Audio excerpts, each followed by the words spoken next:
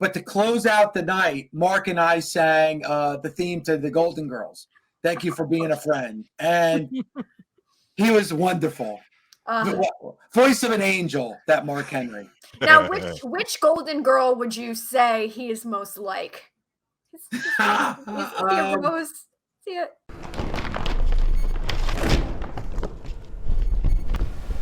Ladies and gentlemen, let's bring out our guest of honor. He is the one, the only Dave Lagreca. What's up, guys? How are you? How's it going? I'm excited. I've been looking forward to this ever since you asked me to come on, and this is a thrill. Appreciate it. Thank you. It's such an honor. I have to ask, do you prefer Dave or David, or is it interchangeable? What's the preference here? You can call me Dave, David, Lagreca. You can call me whatever you want. Okay, that should make things a lot easier. So, okay, so one of the things just off the top, when you and I did speak, I guess it was last week or so, we talked about our mutual love for the incredible Alice Cooper, one of the greatest artists in the entire world. But I want to know, who is the first musical artist or first album that really made an impact on you? It was Kiss and Kiss Alive too. I bought it in 1978. My mom gave me $10. I remember it. We were at Sears, and she said, buy whatever you want. And I bought Kiss Alive 2. I still have it. It's still in pristine condition. I have actually. I love this. Accessible. Yeah, there it is. I love it. It's almost like you are going to ask me this question. I So swear. this is the actual album I bought in 1978. You know, it made me fall in love with hard rock and heavy metal, but yep, this is the one. This is the one I bought at Sears for $10 in 1978. Kiss Alive 2. Wow, and in pristine condition. Well, let's see, I got my little doll. Right. But so, did you get the opportunity to see them this past go around? Because they canceled the show down here in South Florida. Yeah, I got to see them just before the pandemic at Madison Square Garden. So I've seen them not nearly as much as I've seen Alice Cooper, but I've seen them a bunch of times throughout the years, and they always put on a great show. So yeah, it was awesome. It was pretty cool. Yeah, I know they did unfortunately just cancel their residency in Vegas, which a lot of people are looking forward to. You know, I don't know the reasoning necessarily behind it, but you know, hopefully all is okay. Can you imagine Gene and Paul's penthouse in Vegas, by the way? Just some insane, you know, he's like, I want the best suite. I want the corner room with nothing but the fountain's view every fucking night. It would be Maybe that's why they canceled, because they didn't like the room. You know? That sounds like Gene, right? Really? Yeah. It does sound like Gene. That's very Gene-like. It's so Gene. Did you watch the recent documentary that they did, Kisstory? I did. I did. I thought it was really good. I even watched New Year's last year, the concert in front of people in a hotel. So, pretty much like that was probably the most eerie concert that I have ever seen, where they're done with their songs and there's absolutely no crowd noise at all. It was bizarre. Right. Yeah. And I mean, they go from playing at the biggest venue. I mean, I think they had one of the most, was it the most sold out show ever in Brazil, to that has to be pretty jarring for any musical act. It was depressing watching that show on New Year's Eve. It was depressing. It's like, this is what we've become. We're actually watching concerts on TV in front of no audience and people behind plexiglass in their hotel rooms. It was like, I wish I didn't get it, because it was so depressing. It was some dystopian shit, man. Yeah, man, sure. It was crazy, God. Crazy. Yeah, it's wild. And I had the opportunity, I've met Bruce Kulick and I've met Vinnie Vincent, but I haven't met, the other guys. So hopefully in the future, maybe once they stop touring, they'll start doing conventions. Who knows? But this is no lie. I'm telling you, can ask my wife, Violetta. Okay. I ran into Ace Frehley last night at ShopRite. Like, I said to my wife, I'm like, that's Ace Frehley. And she's like, no, it's not. That's not what it was. And it was. There's Ace Frehley at ShopRite. I'm completely being... And the manager of the store, noticing that Ace was in the store, over the loudspeaker started playing New York Groove. Honest to God story. last night. Yeah. ShopRite is like, is this an East Coast chain like Ralph's or Albertsons on the West? Okay. Yeah, it's an East Coast chain of grocery stores. Yeah. Pardon my West Coast ignorance on that. That's what I was wondering. The stores that you just threw out there to compare, I have never heard of either. Okay. So I just said because I figured, I go with it. It's probably the equivalent. Absolutely. So did you get a talk to Ace at all? Yeah. Or was it? I did. You know what? I did the whole like, I'm going to make it like I'm not stalking him, but I was stalking him. So like I was telling my wife, we got to get waffles. No, we don't. We don't need waffles. Yeah, we do. We got to go, we need waffles. We need waffles. I did the whole thing. I was like, do they always play your song when you come into the store? And he was like, what? And I was like, the song, do they always play it when you come in the store? He's like, huh? And I was just like, okay. But it was, how crazy is that? And then his wife was like, yeah, they do that every time we come in there and they play New York Groove. So you go to the cashier, you're like, the lights dim, sparks fell from the ceiling. I didn't understand what was happening as he exited. He had like a full exit. Just I noticed, John, funny, other than the manager that was at the store at the time, because this was at night. So like every cashier was like 16 years old, 17 years old. They don't know who Ace Frehley is, so it was like I was the only person in the store that recognized him. And he was probably like, oh, God, I thought I was going to be able to get out of here, just pick up my shit and get the hell out of here. And here comes some crazy Kiss fan. But, isn't it the thing, though, when people stop bothering you, that's when you should start getting concerned, I agree. I love when fans fans of Busted Open stop me. I mean, it happens in the most random place. I think it's great. And but it's true. Like when they stop recognizing you and they stop asking for a picture or an order, that's when all right, something's wrong. So yeah. Do you get stopped in the Eggo waffle? I did get stopped at ShopRite once. Somebody came up to me and said, "Are you Dave Lagreca from Busted Open?" But usually it's just at a wrestling event. Other than that, nobody ever recognizes me unless it's a creditor. Other than that, I never get stopped. That's about it. Fair enough. The calls have mounted in recent days on my end as well. For some reason, I feel like the telemarketing is at an all-time worst. It couldn't have been any worse than it is right now because I'm getting I don't live in my old area code where my phone is, so I know when they try and trick me, like, oh, we're calling from the 925. I'm like, no, you're not. I don't know anyone there. They all think I'm dead. All right, no one calls me from my area code. No one. All right, so you're giving yourself away with all this. Well, and similar in the area. I'm like, no, none of that shit works for me. Unless a name pops up on my phone, I don't answer it. Unless I see Josh. Then I'll answer. If I don't see that name, I'm not answering the phone. You're out. Fair enough. If it's important, they'll leave a message. If it's important, you'll leave a message. Text. Yes. Text. Right. Yeah. So none of you, I was going to say, neither of you guys want to extend your car's warranty. I needed to ask before we move along. You guys are good? Okay. Oh, I get that call maybe every other day in the last, 18 months. Every other day I get that phone call. I get the student loan one. It's always, and I'm like, I didn't go to school, so I'm self-made. I was like, sir, what are you trying to say? I graduated a long time ago. I was like, School of life, Josh. I owe nothing. That's School of Hard Knocks, okay? The School of Hard Knocks. Dave, you're a huge fan of Alice Cooper and Kiss, and I feel left out that I have not. I don't have as many cool Kiss memories as you guys do. But what is like the favorite, song or album from one of those that you can listen to no matter what, that puts you in a great mood from either, besides the album we just mentioned, maybe an Alice Cooper album, maybe? Well, yeah, my all-time favorite album is Welcome to My Nightmare. I remember listening to that for the first time. I'll never forget. I went to Merry-Go-Round at the mall. It's a store that obviously doesn't exist anymore. Oh, no, it wasn't Merry-Go-Round. The Squared Circle was the name of the record store in Paramus, New Jersey. And I bought 2 albums that day. I bought Metallica Kill 'Em All. And this was 1984.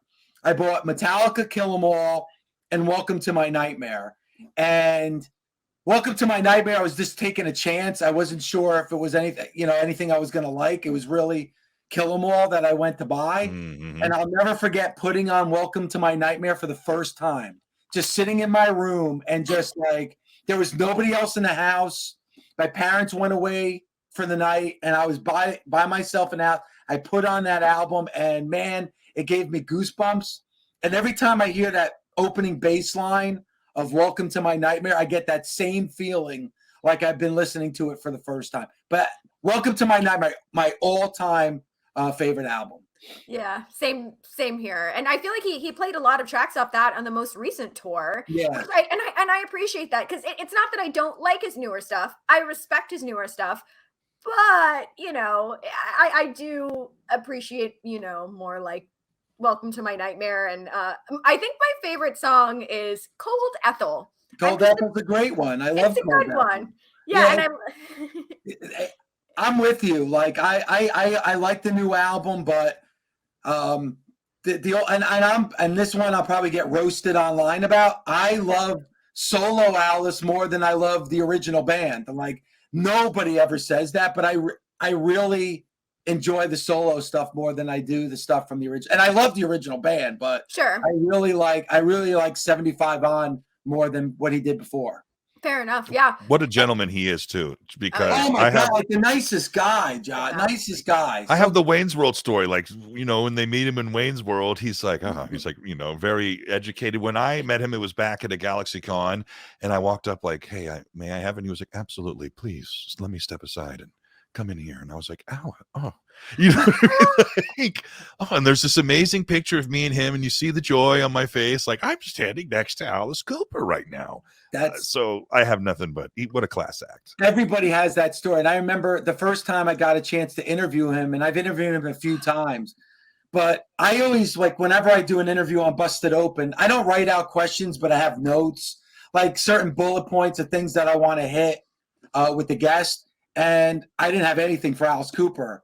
And my producer was like, don't you have any notes? And I was like, dude, are you kidding me? I have been waiting to do this fucking interview, for 45 years, like don't worry, I'll be fine. Like I got a million questions. So yeah, he's wonderful. And I think the reason why I am such a big fan is what you just mentioned too, Josh, is because he is a wonderful human being. And, unfortunately, you do come across some people in any industry that are not so nice, but Alice is one of the good ones. He's one of the like when you go up to Ace Frehley and ShopRite, right. Yeah. But yeah, Alice is sensational. He has the best band in the world. We were talking about Nita also. She is just such a gem. Ryan, Roxy, all of them just I'm glad we get to talk about this, Dave, because it's not every stream that we get to talk rock and roll music and, Kiss and Alice. So this is such a nice change of pace. So thank you for that. No, whenever I get the opportunity to talk Alice, because for somebody who's a Hall of Famer and a legend, I just don't feel like there's enough about him. There's not a lot of books written about him. There's not a lot of documentaries. Like there's so many bands that have been talked about to death. Kiss being one of them, like Led Zeppelin, like those bands have been talked about so much, but they don't really talk about Alice. So I'm glad that I jump at any opportunity to have a conversation about him. It's a great point. He definitely holds an aura of mystique about him still to this day, for sure. Yeah.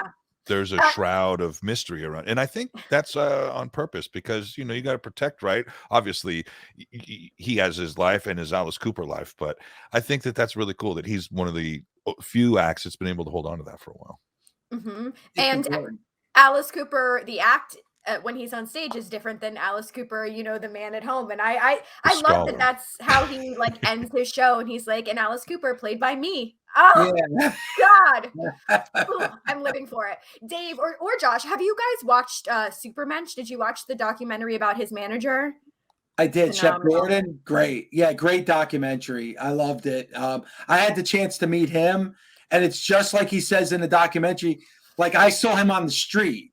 Like I just went up to him and I'm like, oh my God, Shep Gordon. And he took the time to chat for a few minutes. Cause I mark out I talk to so many different wrestlers and stuff, but there's just certain people that I completely mark out for. When I saw Shep Gordon in New York, I just I ran up to him like I was a little kid. He must have thought I was insane. I actually took his master class last year. That was one of the things I splurged on during the pandemic. Oh, wow. He's just, so cool. I love the fact that he not that he's necessarily put the music behind him, but now, you know, his big focus is being this 5-star chef and getting everyone to Hawaii to, you know, have these dinners, and you're not allowed to talk shop there, but he's just, I would love to meet him in person. That's on my bucket list for sure. That's so cool, man. That's all good. It's good that you treated yourself at such a tough time. Like, that's awesome. Yeah. Sometimes you have to, but okay. So outside of, let's say, Alice, Kiss, let's say that you're having a day that's just, you know, one of those days. Maybe it's a Monday. I don't know. Is there like a song that you listen to and it can instantly turn your mood around? You're just like, you know, when I put on that song, I'm happy again. This is going to sound like a crazy one. And Okay. I actually, this past weekend, I was in Texas because I had my final confrontation with Thunder Rosa in Texas this past weekend. And we were in the car traveling to the Southern Star Brewery. And I was singing in the car James Ingram's "Just Once," and it's on Twitter. It's on my Twitter. My wife actually filmed me while I was singing that song, and that's like one of those songs that throughout my life I just put on when I'm feeling down, I'm feeling depressed. I put that song on, and it just changes my mood. It's a good choice. Man, you know, you mentioned who you were driving to see, and your feud with Thunder Rosa. How are you feeling after being the incident that happened at the brewery? Obviously, something that we have. I think production. Are we going to run the clip? Yeah, I think we have the clip. There it is. Let's relive the moment. So it's a little tough to watch, a little unexpected. Yeah, you think? Right? Yeah. Oh man. Oh boy. Clean up. I like how that guy throws the paper. He's really mad at that paper. That's a lot of cans. Oh man. Yeah, it's a lot of cans. And as a matter of fact, like, hold on a second. Yeah, I still had one in my pants. Oh my god. I wasn't able to get out, but there it is. Yeah, it got stuck up there, Josh. What are you gonna do? I sort of felt a little uncomfortable when I sat down to do this, but yeah, that was. But you know what? It started about a year ago because she made a promise that she was going to wear a Dave Lagreca T-shirt on NWA, which she did not do. And then I appeared at Mission Pro Wrestling, and it was their first sellout, their biggest house ever. So I wanted to hear 4 words from her. I wanted to hear thank you for the biggest house, and I wanted to hear I'm sorry for not wearing the Dave Lagreca T-shirt. And that's how it started. But you know what?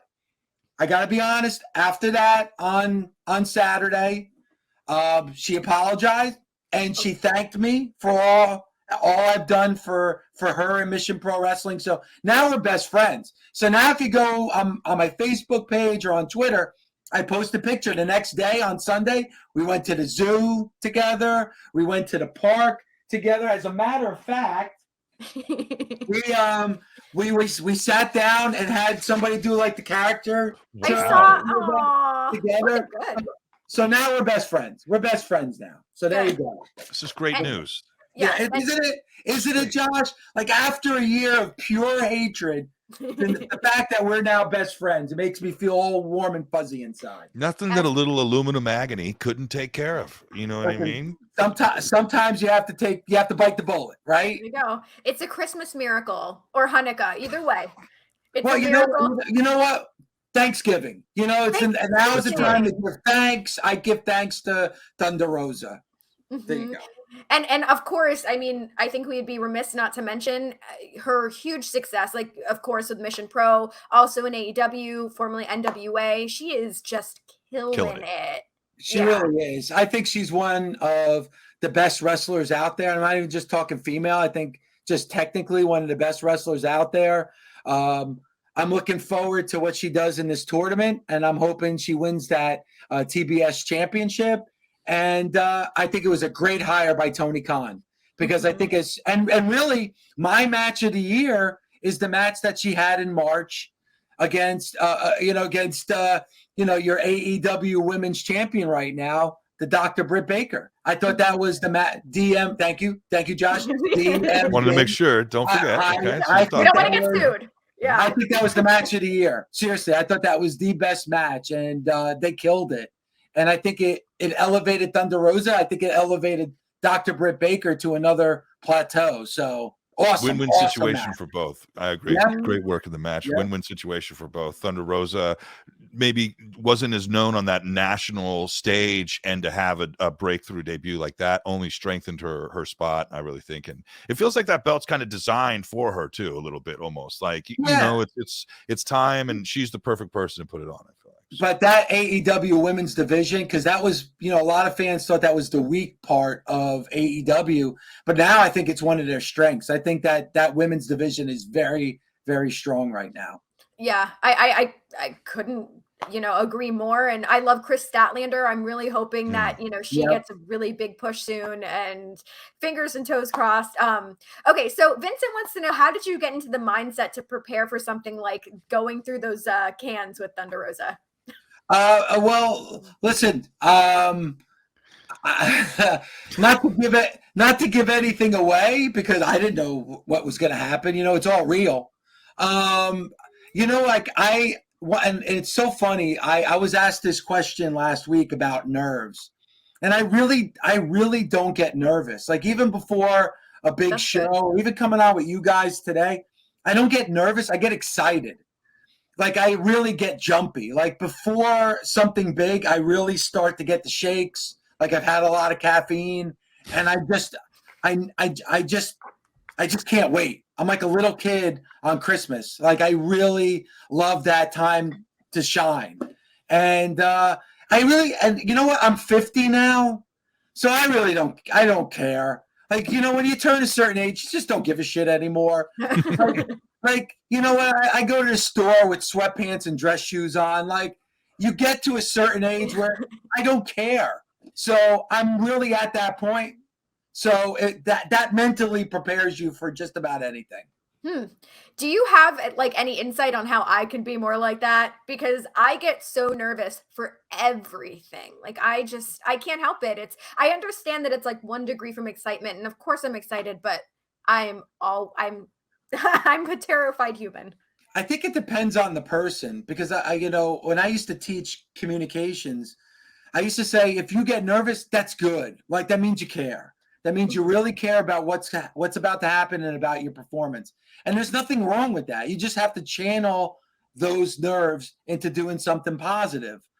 So there's nothing wrong with you getting nervous, because I really feel that that's a signal and a sign that you really care about what you're about to do. So I don't think there's anything wrong with it. I get excited. Some people get nervous, but don't let it cloud your judgment. Like, just don't overthink it. I always tell people, like, and I was even preparing for a show that's going to air very soon. I can't give it away, but I think guys are going to really be surprised. There's something big on the horizon. Ooh. And I remember saying, like, hey, do you want to prepare? Do you want to go over this? And I hate doing that. No, let's just wing it, because that's when you're really going to be yourself. You know, like, before we sat down and talked today, we didn't have a conversation. You didn't tell me what questions you were going to ask, because then it's going to go through my mind. I'm going to be like, all right, what should I say? Should I phrase it this way, or should I phrase it? When you just do it off the cuff and on the fly, you really get the true essence of what you're talking about. So, to answer your question, don't worry about it. Be nervous. There's nothing wrong with being nervous at all. Okay, good. I'm going to hold you to that, because I can't help it. Great advice. Well said. Well said, Dave. Well said. Josh doesn't get nervous. I can tell Josh doesn't get nervous. You know, in voice acting, it's a little different. The avenue I came up with, or came up rather in the industry with, because that's kind of what makes you special, is that feeling of nervousness, that feeling of excitement. And I guess the greatest analogy I ever used to it was, it's kind of like turning a switch on. And when you go into the studio, Heather, you know about this, to record music even, you got to turn the switch on and be able to produce what you were belting out in your shower at the karaoke scene in the studio at that time. And it's the same thing with kind of voice acting and performing. I feel like in general, when it's time to turn the switch on, it's like, it always happens. You know what I mean? And Absolutely. putting your faith in the switch sometimes is all you need to have faith in, because you're like, I'm going to perform. I'm going to go out there. And it is what it is. I do also a lot of improv, working at a theme park currently, because I've been doing the Transformer show. So every day is about, who knows what's going to happen. We're cutting live promos on people. Every day is Megatron, and we never know what they're going to say. And I live for that, because that, like you said, Dave, you're doing something right when you have that feeling and you care. Yeah, and I cut a before that incident where I went through the cans. I cut a promo on Thunder Rosa, and my wife Viola said, "What are you going to say when you go out there?" And I was like, "I don't know." Like usually all I think of is the first line. Like I just need that first line to, like you said, that's like my on switch, is that first line. Once I get that first line out, then I'm going to take it. Then that's my takeoff, that's my green light to go. So I'm with you, Josh. Like, that's the beauty of it, right? That's the art of it. That's why we love what we do, is because of that creative freedom that gets your juices flowing. Preach. Love it. Preach. So, okay. Let's talk Busted Open a little bit, if that's cool with you. And obviously, legends like Mark Henry, Bully Ray, Tommy Dreamer. Is there another legend whose insight you would love to have as an additional co-host, or not necessarily a co-host, but just their insight? Ace? Yeah. You know what? I love the guys that I have. I mean, Bully, Mark, and Tommy. It's like an encyclopedia, and all three of them are different. Bully is just a creative genius. You give him an idea, and he'll take it, and he'll just make it better. Tommy's that grizzled veteran that can't let go of pro wrestling. It's just his love. It's his passion, and he eats, sleeps, and breathes wrestling. Mark is reminds me of my best friend. Like, Mark is my good friend. Like, other than my dad, he's probably one of the most influential men in my life, Mark. That, he's just and I feel like just like a bond with him, as far as we share the same sense of humor and the same, like, it's like a brother from another mother. That being said, like, to answer your question, I would like to get more a female perspective. I'd love to get more, like, somebody, whether it's a permanent host or somebody that comes on like as a regular guest. And I'm kind of working on that with Renee Paquette. We have lovely. Renee Paquette has another show that's on our channel, and she's starting to get involved with Busted Open and doing a regular segment. Maybe even a little younger, get somebody that's from this younger generation of pro wrestling to get that perspective, because myself, Bully, Mark, and Tommy are all the same age. So I'd love to get, that younger perspective, because diversity, not only when it comes to race, but diversity not only when it comes to gender, but diversity when it comes to age. Like, I think all those things are extremely important, because I want Busted Open to appeal to everybody, not just a certain type of person, but every person. And that's not even just like a key to success. Like, all right, Dave wants that because that's going to open it up to a broader audience. Well, yeah, that's part of it. But I want to be able to speak to everybody, and I want to be able to learn. I want to be able to, because, somebody who's 20, 25 years younger than me, they might learn from me, but I'm definitely going to learn from them, because they're going to give me a perspective on the product that I don't see as somebody who's older and has been watching wrestling all his life. So that to answer your question, I can't say of a specific person, but I definitely want to get more diverse. Definitely want to get, a female perspective. Definitely want to get a little bit younger as well. I think that's really important to anything. Diversity is the key to everything. I mean, I think that's one thing we all should have learned during the pandemic, is like, we got to start opening up our minds and not being closed-minded, but being open-minded to different cultures, different religions, different points of view. Like, that's just like the mentality that every person should have. And it's definitely a mentality that I want for this show. Yeah. Wow. I love that. And Awesome. thank you for saying that.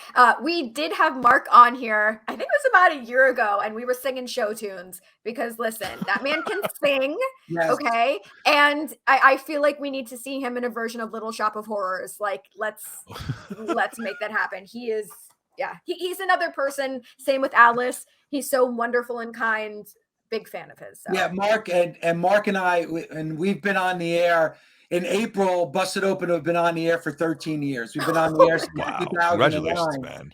And at our 10-year anniversary party, which was the Saturday before WrestleMania 35, and we had it at a bar called Habanero Blues, and we had 750 people in attendance. It was awesome.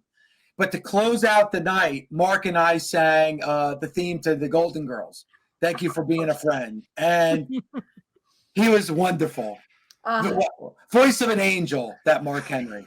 Now, which Golden Girl would you say he is most like?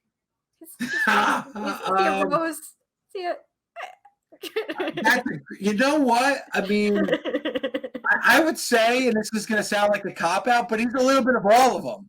Okay. I think Mark's a combination of all of them. How about that? Perfect answer. If not Blanche. You know? I was thinking Blanche. What's the name of Blanche? Southern Belle. That is an interesting remake I would like to see. Yeah, Josh, do you want to ask one more question, then we'll go to absolutely. You discussed your Mount Rushmore of wrestlers and tag teams. But what is your Mount Rushmore of celebrity appearances in wrestling, maybe? Oh, celebrity appearances. This is a good question. Just by pure athleticism and what they were able to do and not embarrassing themselves, you got to put Bad Bunny on there. Okay, good one. Yeah, Bad Bunny did. Yeah, phenomenal job. Pat McAfee. You got Pat McAfee too. Love to hate him. Love to hate Pat. Yeah, I love Pat. Lawrence Taylor. Lawrence Taylor has to go on there because WrestleMania and what he was able to do with Bam Bam Bigelow. And selfishly, because obviously Alice Cooper has to be in there for the at WrestleMania 3 with Jake the Snake Roberts. So that's my Mount Rushmore of celebrity. But I will say this. It's not going to be called the Mount Rushmore. It's going to be called the Cyndi Lauper. Because Cyndi Lauper, who's not in the WWE Hall of Fame, which I think is a shame, it's not Mount Rushmore. It's called Mount Cyndi Lauper. And no celebrities would be on that mountaintop. I do a really good impression of Cindy from, what is it, WrestleMania 1? She's like, she's pulling her hair. She's pulling her hair. That's my Cyndi Lauper impression. That's actually really good. Because she's got that thick New York, New Jersey accent that's phenomenal. So, yeah. Why is she not in the Hall of Fame? I'm confused. Is there like a... I don't know. I would love to know. That's something that we talk about all the time on Busted Open. Whenever we talk about the Hall of Fame, you can name any wrestler you want. The first person I mentioned is Cyndi Lauper. She should be in that wing, no doubt, right? Celebrity wing, no doubt. Josh, I'll make the argument, and I stand by this argument, that if it wasn't for Cyndi Lauper, there would be no WrestleMania. You're 100% right. She sold the entertainment value of it. She added the pop culture vibe to it. She was hip. She was hot. She was happening, trending. When trending wasn't a hashtag, she was legitimately trending throughout the world. To have her and Mr. T, the combo of them was, I think, the seal. It was the deal. Sealed the deal. When all molecules combined, for sure. Appeared on Piper's Pit. That started the brawl to settle it all that type of stuff. The appearance on MTV. The thing with Captain Lou and the whole, And that ignited the first WrestleMania, and there you go. So some people will say Hulk Hogan. I say Cyndi Lauper. That is mind-blowing. My world has been changed. There you go. See? Chat saying she should have been the first celebrity induction ever. Absolutely. You know what? Who said that? Jude. Jude, yes. All right, Jude. There he is, right there in the corner. I agree. I think that Cyndi Lauper should have been the first inductee in the celebrity wing of the Hall of Fame. I agree. Well, putting it out there in the universe. Cyndi Lauper for the Hall of Fame. I agree. Let's keep it going. We got to yell about it. We got to tweet about it. We got to get that trending, as we get closer and closer to WrestleMania this year. True. Well, all right, Dave, we have a game. Are you ready for the game of Would You Rather? Okay, I'm ready. Okay. So this is Would You Rather. There's no wrong answers. Well, I didn't do it, so we won't ask. Oh, wait, do I have to do it too? I don't know why I do that. My hands just when they they're like, hello. I don't know why that happens. I apologize. I'm gonna sit on my hands now. All right. So anyway, Stop it. No. I talk with my hands. I just felt jealous. You didn't tell me. You have to tell me when we're gonna do it, and then we'll do it together. I feel like I have to. It's more powerful together. Okay, you're right. We'll work on our coordination. All right, Dave. No wrong answers. Here is the first one. Josh, you want to read the first one? Absolutely. Dave, would you rather be part of a Jim Cornette creative team, drinking Sprite all day, or be part of a Vince Russo creative team in Paramus? You know what? This is an awesome question. Both Jim Cornette and Vince Russo have been on Busted Open many times. I love them both in different ways. Because Vince Russo backs me up on the argument that we have about The Honeymooners is a better show than Andy Griffith. Don't ask me how we got into that argument, but it's an actual argument. And believe me, there's a lot of people that take Andy Griffith, which I do not understand. Honeymooners is one of the greatest sitcoms of all time. But that being said, I would rather be a part of the Jim Cornette creative team. Okay, good answer. Good answer. Is it a good answer? I don't know. I don't know if it's a good answer or not. It's your answer. It's a good answer. Yes, it's the right answer. All right, here's the next one. Would you rather go back in time and interview Lou Thez or go back in time and interview Gorgeous George? Wow, that's great. Lou Thez is on my top 10 wrestlers of all time. If I have a list, I have a lot of Josh. I have a lot of top 10 lists. A lot of top 10 lists. And Lou Thez is on my list of 10 of the greatest pro wrestlers of all time. That being said, there is no doubt that I would go back in time and interview Gorgeous George. One of the reasons why is I love the movie The One and Only with Henry Winkler, which is loosely based on Gorgeous George. So you know what? Having watched that movie like 100 times, I would go back in time and interview Gorgeous George. Okay, good answer. Also correct. Good answer. I don't know if it's correct, but it's correct. That's what I wonder if both Thez and George knew how prolific and iconic they would be years later. You know what I mean? How they would be staples of the art form known as professional live forever. Right? They will live forever. Yeah. All right. All right. Moving along. Would you rather put your head in the Alice Cooper guillotine or wear the FRANKENALICE outfit? That's a great question too. I would want to put my head in the guillotine, but I don't want to get my head cut off. And I know that it's safe and it's probably not possible, but I would still rather wear the FRANKENALICE outfit. Because it would be kind of cool to be, you can move around, you be on stage, like I'd wear the FRANKENALICE outfit. Okay. Good answer. I've had my head in the guillotine, and that was a very scary experience. But good for you, though, Heather. That's awesome. Guillotine, no. Yeah, I do hear, yes, that the FRANKENALICE outfit has a very distinct smell to it, is what Nita and Ryan have mentioned. So, wait a second. Can I change my answer? Sure. Then I put my head in the guillotine. Okay. If you notice, I have a very big Italian nose, and I get certain smells. I get nauseous. I get headaches. So I'm changing my answer to I'll put my head in the Alice Cooper guillotine. There you go. Change the answer. Good answer. Good answer. Thank you for that information. If I didn't know that, I would have gone with that. And who knows what could have happened? Who knows? Scary, all right. Scary. Who knows? All right. Here's the next one. Would you rather your Survivor Series team be made up of Attitude Era wrestlers or your Survivor Series team be modern era stars? Oh my goodness. It's Attitude Era wrestlers. I mean, come on. Look at that team that you have Look at there. That. Yeah, right. There's no doubt, no disrespect to the current era of WWE superstars, but I'm sorry. I'm going with the Attitude Era. Yeah, okay. No question there. Good answer. Good answer. All right, next one. Dave, would you rather go back in time and attend Woodstock, or go back in time and attend Live Aid and see Freddie wail, Jimmy squeal? I will say this. I would go back. This is the no-brainer. I would go back in time and go to Live Aid And no disrespect to Freddie Mercury. I mean, that's one of the great. I always say that performance by Freddie Mercury and Queen at Live Aid will never, ever be duplicated. Because if you go back and watch it, everybody's nowadays it would be this. Everybody would have their phone out. Right, yeah.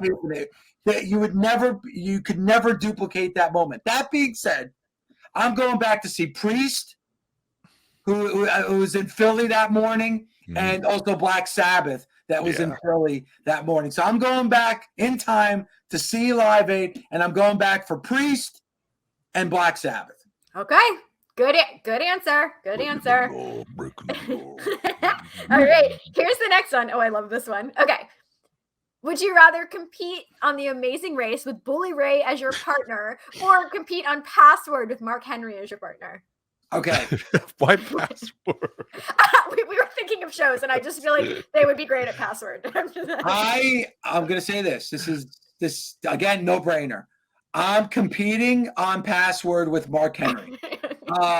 Because I've never watched an episode of The Amazing Race, but just the name makes me tired. And Password is probably the second best game show of all time next to Match Game.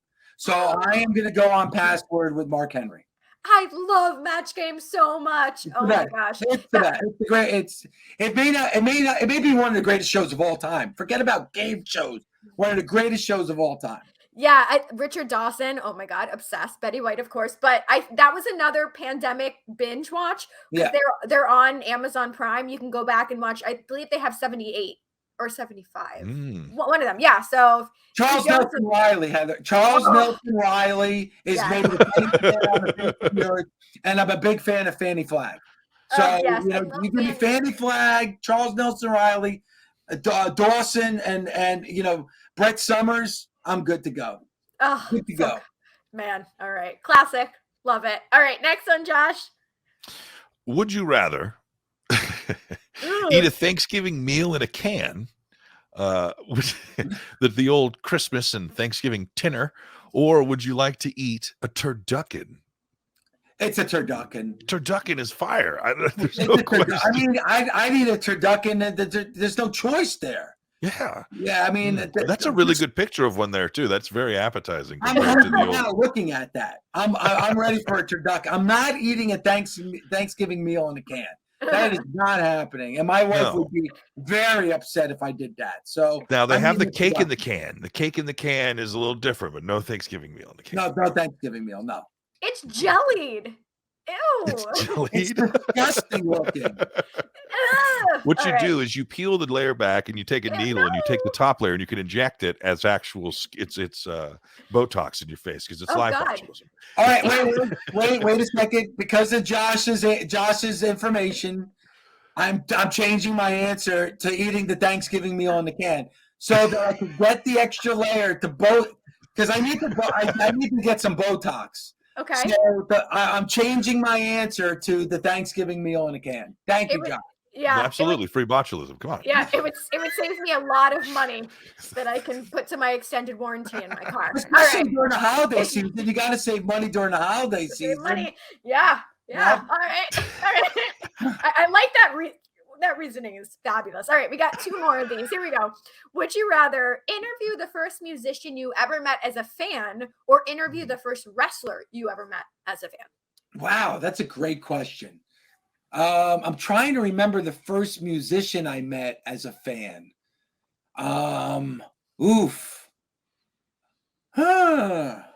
Interview the first musician. You know what? I'm going with the musician, even though I can't think of it, because I interview wrestlers every day. So I'm gonna go with the first musician that I ever met as a fan.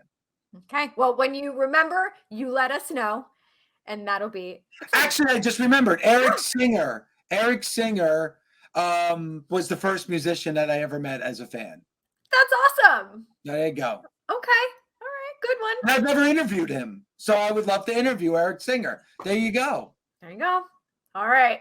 We have one more. This might be one of my favorite would you rather questions of all time. Josh, take it away. Dave Lagreca, Busted Open Radio. Would you rather change your name to Dave Lagecko for a week? Lageico in there also. Or change your name to Dave Lagreco for a week. Okay. This And is that this is true. I used to work with the amazing Gil Brandt on NFL radio, and he used to call me Dave Lagreca. So it became a thing. So a lot of Sirius XM brass still call me Dave Lagreca. The wrestling guy, Lagreca. I have been called Dave Lagreca for about 20 years now. So you know what? I'll change my name to Dave Lagecko for a week. Okay. And if you could see, you are photoshopped inside of that gecko. So that is you in the gecko. That's given me a lot of potential ideas. Okay. For what I could do for Halloween, and also to spice up some things with my wife, with extracurricular activities. So actually both pictures probably would help me spice up things with. So you know what? But I'm gonna go with the gecko for a week. Right. And you're welcome. So, okay, great. You guys are givers. You guys are awesome. Thanks. Thank you. It is Thanksgiving. Before we do the accent, let you go, she says, do the Geico accent too. Do you have any plans for Thanksgiving this year? Any traditions that you typically celebrate? My wife does Thanksgiving here at our home. She's preparing as we speak. She's up there preparing right now.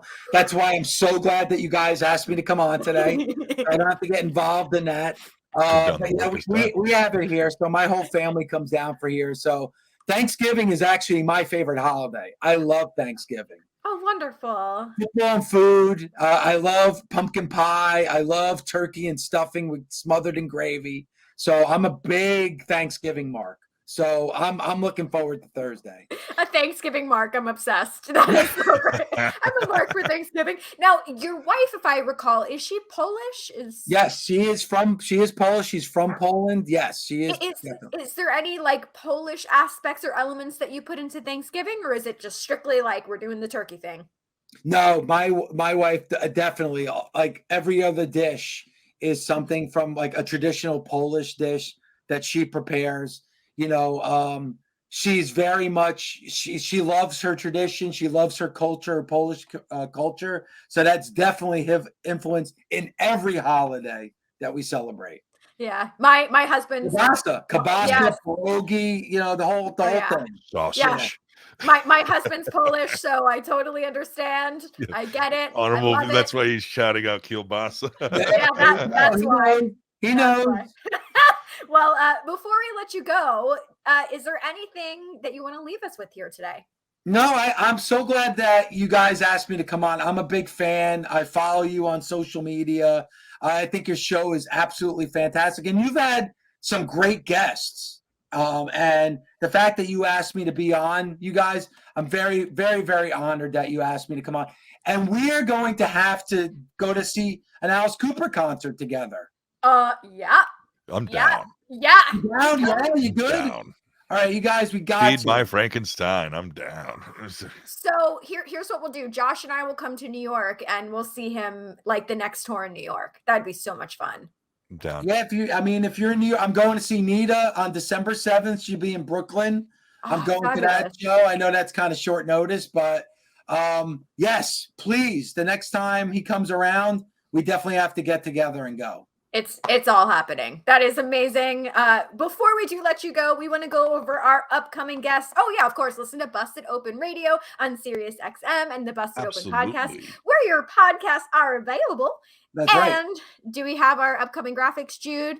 Okay, so next Tuesday, we have Kiami, who was in Matilda. I'm obsessed. Cannot wait to meet her. The following Tuesday, we have Jason Arby from the Power Rangers.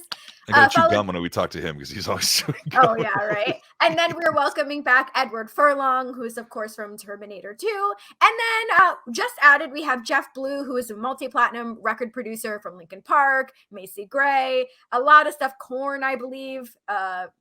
Yeah, so that's Biscuit. So that should be a lot of fun. We'll get to talk music. Dave, we have to do this again. By the way, I can't wait for Edward Furlong. I'm a big fan, so I can't wait for that show. He's great. He is. It'll actually be his third appearance on here. Wow, He's coming back. So they do that. This will be my first time getting to chat with him, so I have some fun questions. I have some cool stuff to ask Josh. about. I'm like, I just wanted to just remind him, like, he was like the Billy Badass of the 90s. Every kid wanted to be like him and have the side cut. Well, every kid at my school did, at least when we grew up watching that movie. And that movie, even when I showed my son, who's 15, I showed him Terminator 2 a couple years ago. He was like, "Is that really a motorcycle in the creek?" I was like, "Yeah, it's when movies were legit, son." So shout out Edward Furlong.